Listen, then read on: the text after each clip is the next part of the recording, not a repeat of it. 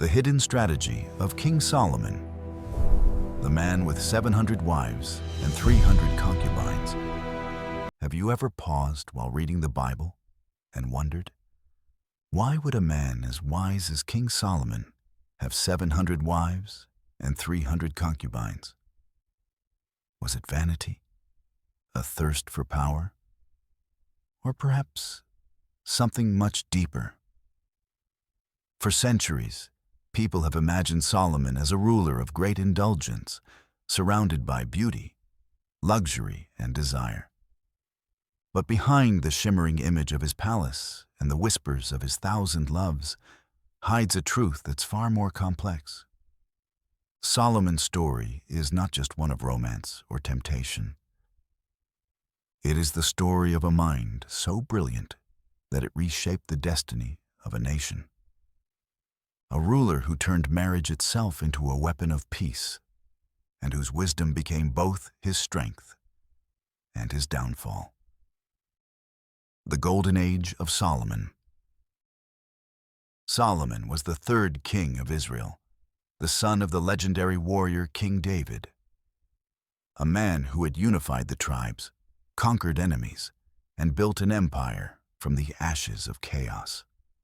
When Solomon ascended to the throne, the land of Israel was at a fragile crossroads. The echoes of war still lingered. Enemies surrounded the borders: Moab, Edom, Ammon, Phoenicia, Egypt. Each nation watched Israel closely, waiting for weakness, waiting for blood. And yet, something extraordinary happened. During Solomon's reign, spanning 40 years, there was no war, no invasion, no rebellion. Instead, Israel entered a golden age of peace and prosperity, unlike anything it had known before or since.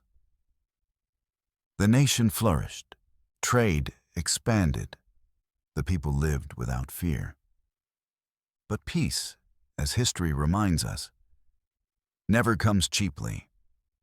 It must be crafted, sometimes through force, sometimes through faith, and sometimes through love. Marriage as a political masterstroke. In the ancient world, a royal wedding was far more than a celebration of affection. It was a contract, a living treaty sealed not in ink, but in flesh and blood. When two kingdoms exchanged sons and daughters, they exchanged security. A bride could mean the end of war. A wedding could mean a new alliance. A single kiss could rewrite the map of nations. And no one understood this better than King Solomon. He inherited his father's enemies, tribes and kings who despised Israel. But rather than raising armies, Solomon raised alliances. He took the daughters of nobles, the princesses of foreign lands, and made them his wives. Each marriage was a diplomatic triumph. Each woman a symbol of peace between two peoples. Through them, Solomon wove a vast network of influence stretching across the ancient Middle East. To the east, alliances with Moab and Ammon secured the trade routes of the desert. To the north, Phoenician ports opened their harbors to Israelite ships.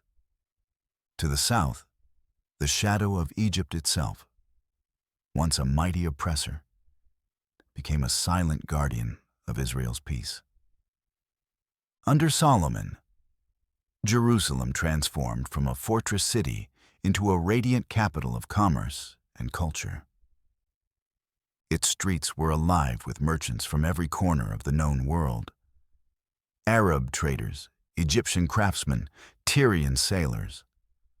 Gold, spices, ivory, silk, and precious stones flowed into the city like rivers. And in the heart of it all stood Solomon's most ambitious creation, the Temple of the Lord, a house of worship so magnificent that even foreign rulers came to marvel at it. It was not just a temple, it was a statement. a declaration that Israel had risen from obscurity to become a beacon of civilization. The Pharaoh's Daughter. Among all of Solomon's marriages, one alliance stood out, the union that stunned the ancient world. Solomon married the daughter of Pharaoh, the ruler of Egypt. A kingdom so proud, so divine in its own eyes, that it almost never gave its princesses to foreign kings. This was an unprecedented act of diplomacy. By taking Pharaoh's daughter as his wife, Solomon achieved what generations of rulers could not. He secured Israel's place under the protective shadow of Egypt, and in doing so, ensured decades of safety and prosperity. To the world, it was a marriage of two powers, one spiritual, one imperial. To Solomon, it was the crown jewel of his grand design for peace. He didn't need to conquer nations. He conquered hearts, and through them, he conquered history itself. The weight of splendor. But even in times of peace, the seeds of downfall are often sown in the soil of success. Solomon's palace became a world within a world. A labyrinth of marble halls and perfumed chambers filled with music, laughter, and luxury. 700 wives, 300 concubines, each a story, a face, a voice whispering in the night. They came from distant lands, bringing their customs, their beauty, and their gods. The air in the palace was heavy with the scent of incense from foreign altars, and with it came the slow, quiet drift of Solomon's heart away from the God of his fathers. According to the Bible, it was this indulgence, this mingling of faith and desire, that began to erode the foundations of Solomon's wisdom. He, the man once praised as the wisest on earth, the ruler who spoke with God and built his temple, began to lose sight of the balance that had defined his greatness. In seeking to unite the world through peace, he allowed the world's temptations to divide his own soul. A strategy or a snare?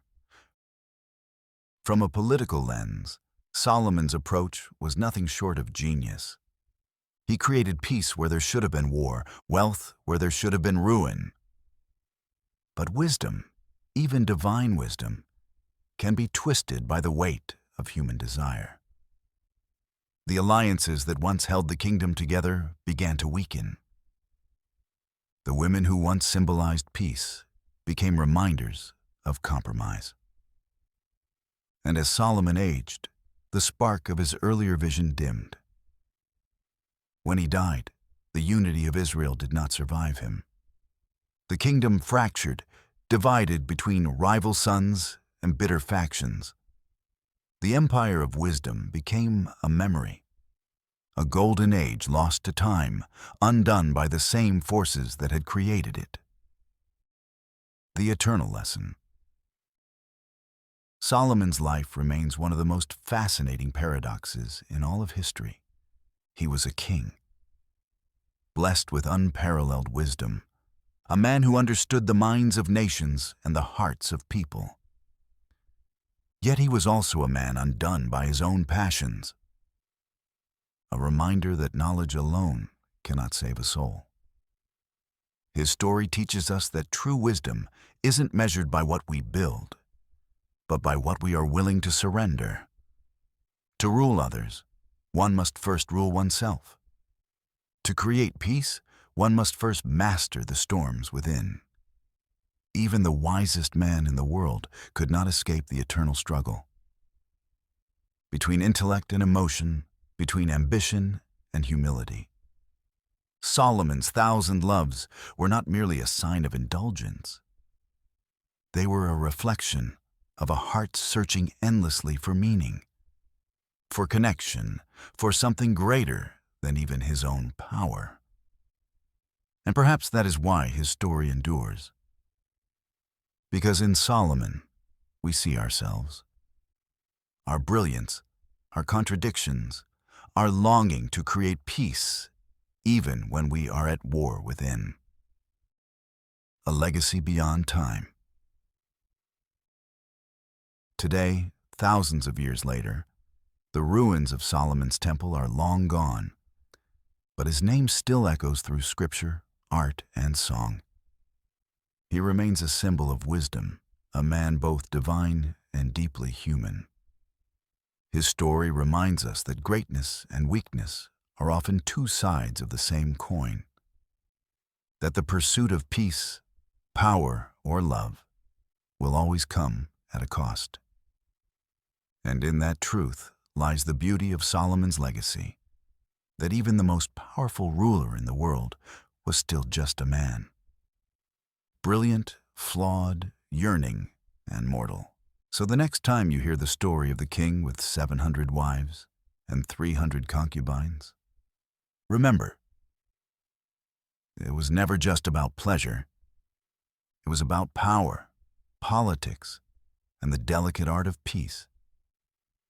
It was the story of how wisdom built an empire and how desire brought it to its knees.